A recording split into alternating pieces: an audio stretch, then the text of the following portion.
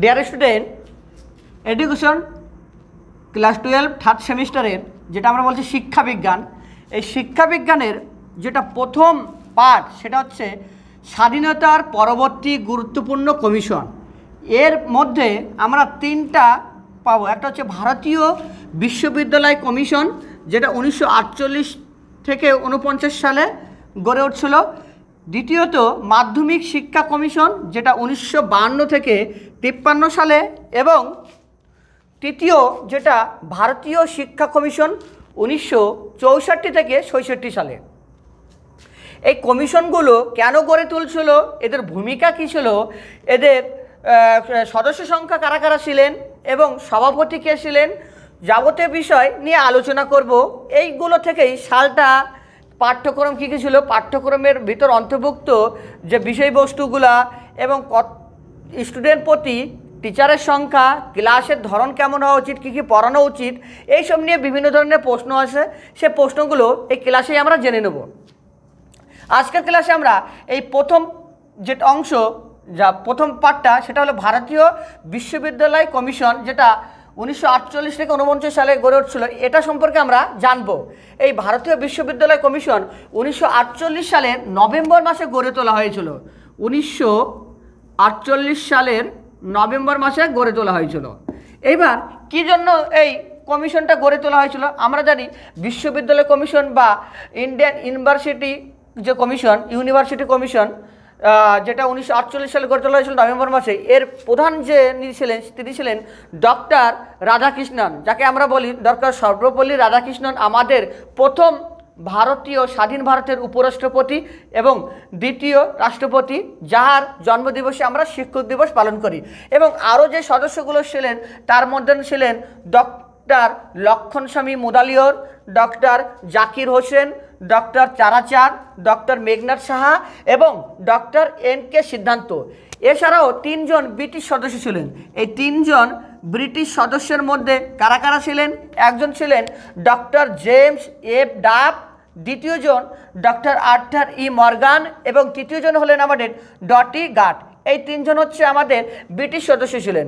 এবার এরা একটা কমিটি তৈরি করেন, সেই কমিটির নাম দেওয়া হয় ভারতীয় বিশ্ববিদ্যালয় কমিশন। এই কমিটিতে তারা 989 পেজের 989 পৃষ্ঠার একটা রিপোর্ট পেশ করেন।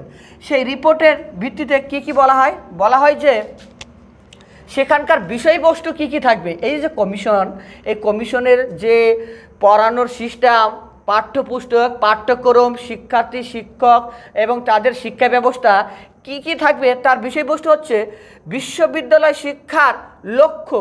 এই যে শিক্ষাটা আছে, আমরা প্রত্যেকটা কর্মের একটা আমরা লক্ষ্য জানি, যে একটা লক্ষ্য থাকা উচিত। সেই লক্ষ্যটা কী হবে? দ্বিতীয় যদি দেখি আমরা পাঠ্যক্রমগুলো কিসের ভিত্তিতে তৈরি করা হবে, তার উপর নির্ভর করে যে ছাত্রছাত্রীদের তাদের আগ্রহ, মানসিকতা, এইসবের উপর নির্ভর করে পাঠ্যক্রমগুলোর উপর বিবেচনা করা হবে। এবং সে পাঠ্যক্রম অবশ্যই যদি মাতৃভাষায় বা আঞ্চলিক ভাষায় গড়ে তোলা হয়, তাহলে তার গুরুত্ব আরও বেশি পাবে। কারণ কি, আমরা জানি যে যাই এসব ছাত্রছাত্রী তাদের আঞ্চলিক ভাষা বা মাতৃভাষায় কোনো বিষয় পড়তে যতটা সুবিধা হবে এবং যতটা বোধগম্য বা সহজভাবে বুঝতে পারবে, যতটা কম সময়ের মধ্যে বুঝতে পারবে, সে কিন্তু অন্য ভাষায় সেই বিষয়টাকে বুঝতে অনেকটা সময় সাপেক্ষ হবে এবং অনেকটাই অসুবিধা হবে। ওই জন্য বারবার বলা হচ্ছে যে কোনো কমিশনেই হোক না কেন, মাতৃভাষা বা আঞ্চলিক ভাষাকে সব থেকে প্রাধান্য দিতে হবে এবং গুরুত্ব দিতে হবে। 3 নম্বর যেটা দেখি, শিক্ষক শিক্ষিকা এবং শিক্ষার মান। এই শিক্ষার মান কেমন হওয়া উচিত?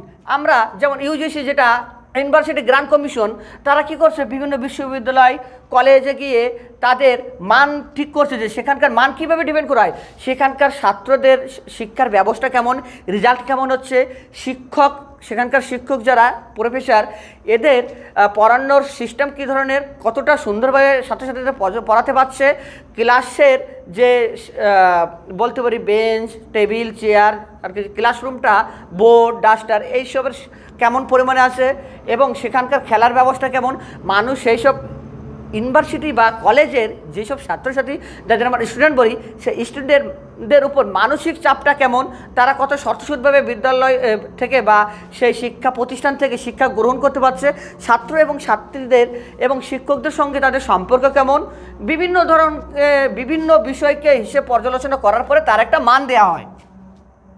এবং একটা সুনির্দিষ্ট গবেষণা ক্ষেত্র থাকবে। কারণ কি বিশ্ববিদ্যালয়ে বিভিন্ন ধরনের শিক্ষা সম্পর্কে বিভিন্ন বিষয় নিয়ে আলোচনা হয়, উচ্চ শিক্ষা দেওয়া হয়, ওই জন্য একটা নির্দিষ্ট একটা কি গবেষণাগার থাকবে, গবেষণা, যেখানে তারা স্বাধীনভাবে, কারণ এই গবেষণা করার ক্ষেত্রে কিন্তু আমাদের মনোযোগ স্থিরভাবে দিতে হবে, সেখানে শান্ত পরিবেশ থাকবে, কোনো চিল্লাহল্লা থাকবে না, ওই জন্য কী হবে আলাদা গবেষণাগার থাকবে এবং যাবতীয় যেসব গবেষণার জন্য প্রয়োজন সম্পূর্ণ বিষয়বস্তু সেখানে থাকতে হবে।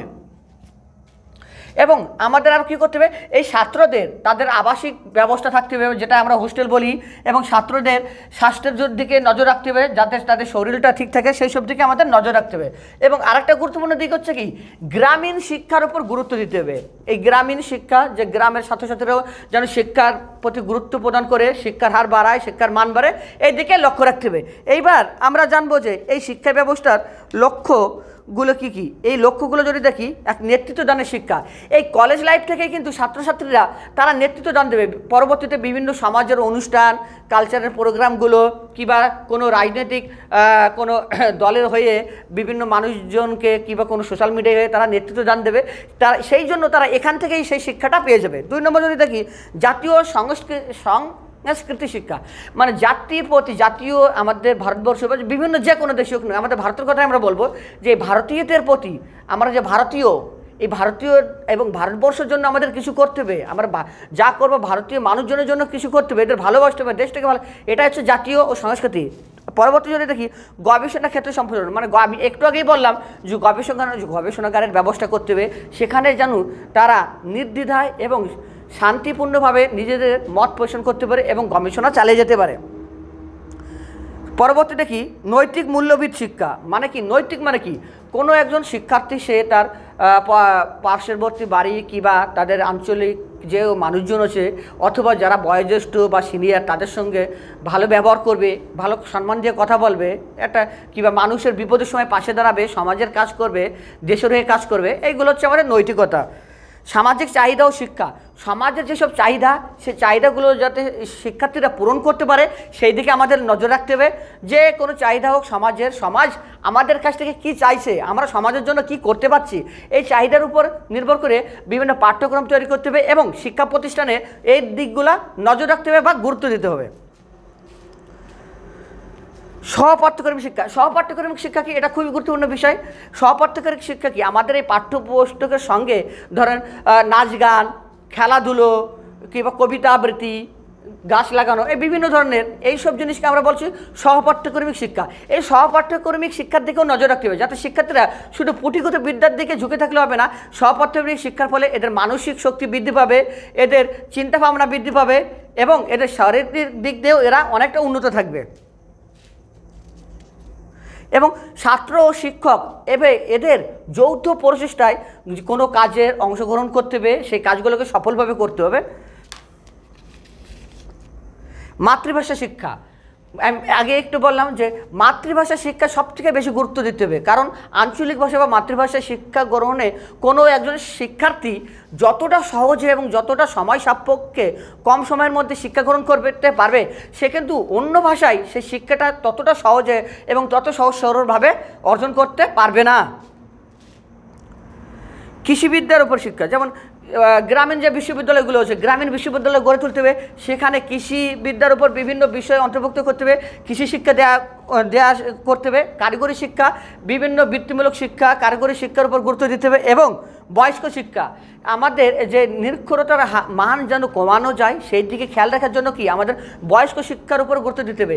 এর জন্য অনেক, যেমন আমাদের বলতে পারি যে ওপেন ইউনিভার্সিটি, ওপেন বিদ্যালয়, যেটা উন্মুক্ত বিদ্যালয়, রবীন্দ্র মুক্ত বিদ্যালয়, এরকম, তারপরে আমরা ইন্দিরা গান্ধী মুক্ত বিদ্যালয়, বিশ্ববিদ্যালয়, এগুলো আছে যে ওপেন ইউনিভার্সিটিগুলো, এইগুলোতে কি হয়, যাদের হয়তো আর্থিক অবস্থায় কিংবা সময় দিতে পারছে না, অথবা যারা বিরুদ্ধ বয়সেও ক্লাস করতে চায়, পড়াশোনা করতে চায়, তাদের বয়স্ক শিক্ষা, এই যে গ্রামীণ অঞ্চলে বা নিরক্ষরতার মান যাতে কমে এবং সাক্ষরতার মান যাতে বৃদ্ধি পায়, সেই জন্য কি বা সেই পরিপ্রেক্ষিতে বয়স্ক শিক্ষার উপর গুরুত্ব দিতে হবে। এই বয়স্ক শিক্ষার জন্য বর্তমানে ভারতে ওপেন বিদ্যালয়গুলো, যেমন ওপেন ইউনিভার্সিটি, মুক্ত বিদ্যালয়, এসব গড়ে তোলা হয়েছে, যেমন রবীন্দ্র মুক্ত বিদ্যালয়, তারপরে ইগনু, এসব গড়ে তোলা হয়েছে কিসের জন্য, যেসব শিক্ষার্থীরা অর্থনৈতিক দিক দিয়ে খুবই দুর্বল, যারা কিনা স্কুল সময়টা বা শিক্ষার সময়টা যখন পঠন পাঠন করা হয় সেই সময়টা তারা বিভিন্ন কাজ করতে পারছে, বিভিন্ন কাজ করে অর্থ উপার্জন করে তারা তাদের সংসার করছে, এবং যে সময়টা ওদের সুবিধা হয়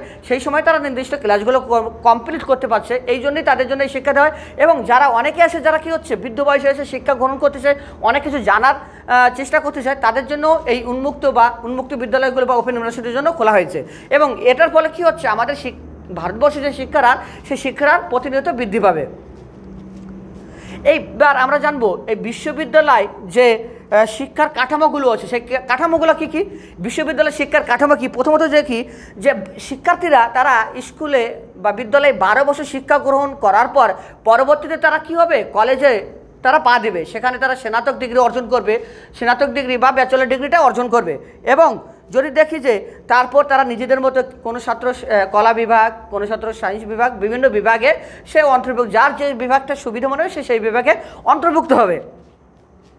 এবং কলা ও বিজ্ঞান বিভাগের ক্ষেত্রে যদি আমরা দেখি যে যারা পাস কোর্স নিয়ে পড়বে যেসব শিক্ষার্থীরা, তারা কি করবে, তাদের জন্য 2 বছর সময় বেঁধে দেওয়া হয়েছে। এবং যেসব শিক্ষার্থীরা অনার্স কোর্স করবে তাদের জন্য 3 বছর করে দেওয়া হয়েছে। এবং যারা পিএইচডি বা উচ্চশিক্ষা করবে তাদের সময়সীমা 2 বছরের।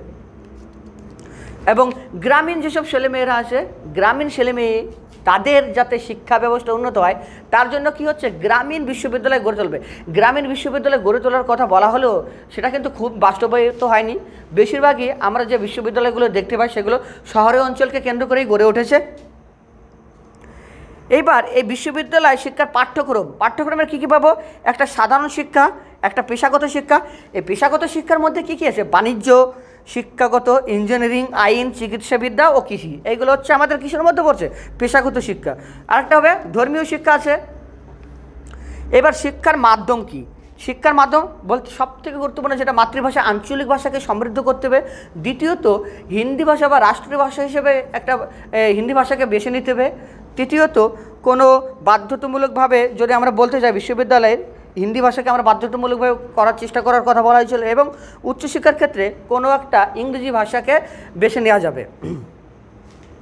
এবার এই গ্রামীণ বিশ্ববিদ্যালয়ের যে কাঠামো গ্রামীণ শিক্ষার, সেটা কী হবে, 7 কিংবা 8 বছরব্যাপী নিম্ন উচ্চ বুনিয়াদী শিক্ষা, 3 বছরের গ্রামীণ কলেজ, 2 বছরের স্নাতক ডিগ্রি, এবং প্রতিটি কলেজে 300 এবং প্রতিটি বিশ্ববিদ্যালয়ে 2500 শিক্ষার্থী থাকবে। এখানে পাঠ্যক্রমের বিষয়গুলি কী হবে, বিষয়গুলো যদি দেখি, ভাষা, সাহিত্য, দর্শন, পদার্থবিদ্যা, রসায়নবিদ্যা, জীববিদ্যা, সমাজবিদ্যা, অর্থনীতি, কৃষিবিদ্যা, আরও ইত্যাদি, আরও এই বিষয়গুলো এর মধ্যে অন্তর্ভুক্ত করা হবে। এই কমিশনের সীমাবদ্ধতা কী, এই কমিশনের সীমাবদ্ধতা যদি আমরা দেখি যে প্রথমত কমিশন অভিমত অস্পষ্ট এবং বিমূর্ত, এটা কিসের ক্ষেত্রে দেখা দিচ্ছিল, এটা ধর্মীয় ক্ষেত্রে অস্পষ্ট এবং বিমূর্ত একটা মনোভাব দেখা দিয়েছিল। এবং যদি দেখি উচ্চশিক্ষার ক্ষেত্রে ভাষা মাধ্যমে কমিশন কোনো সুনির্দিষ্ট কোনো নির্দেশই প্রকাশ করেনি, যেটা কোনো নির্দেশ সঠিকভাবে প্রকাশই করেনি, তখন এটা একটা বিশাল বড় একটা বাধা হয়ে দাঁড়িয়েছিল। এবং পরবর্তী যদি দেখি নারী শিক্ষা বা শিল্পচর্চার ক্ষেত্রেও কমিশন অনেকটা অনীহার দেখা দিয়েছিল। এবং চতুর্থ পয়েন্ট যদি আমরা দেখি, গ্রামীণ অঞ্চলে যে বিশ্ববিদ্যালয়গুলো গড়ে তোলার কথা বলা হয়েছিল, সে গ্রামীণ অঞ্চলে যে বিশ্ববিদ্যালয় গড়ে তোলার কথা ছিল সেগুলো কিন্তু সম্পূর্ণভাবে বাস্তবায়িত হয়নি। বেশিরভাগ বিশ্ববিদ্যালয়গুলো কোথায় গড়ে উঠছিল, শহর অঞ্চলকে কেন্দ্র করে বেশিরভাগ বিশ্ববিদ্যালয় গড়ে উঠছিল। তাহলে ডিয়ার স্টুডেন্ট, আজকের যেটা ভারতীয় বিশ্ববিদ্যালয় কমিশন 1948 থেকে 1949 যেটা, এটা আমরা সম্পূর্ণভাবে আলোচনা করলাম। এবং এর থেকে যে প্রশ্নগুলো আসবে সেগুলো নিয়ে আলোচনা করলাম। এবং যদি আরও কিছু প্রশ্ন এর মধ্যে শর্ট প্রশ্ন যেটা এমসিকিউ আকারে দেওয়া হয় সেটা পরবর্তী আলাদা ক্লাসে সেটা দিয়ে দেবো। এবং পরের দিনে বা পরবর্তী যে ক্লাসটা আমাদের হবে সেটা দ্বিতীয় হচ্ছে কি, মাধ্যমিক শিক্ষা কমিশন 1952 থেকে 1953। যেসব শিক্ষার্থীরা নতুন তারা আমাদের চ্যানেলটা কি অবশ্যই সাবস্ক্রাইব করো এবং আমাদের সঙ্গে থাকো, যাতে প্রতিনিয়ত সম্পূর্ণ ক্লাসগুলো সব বিষয়ে তোমরা যথাসময়ে পেয়ে যাও।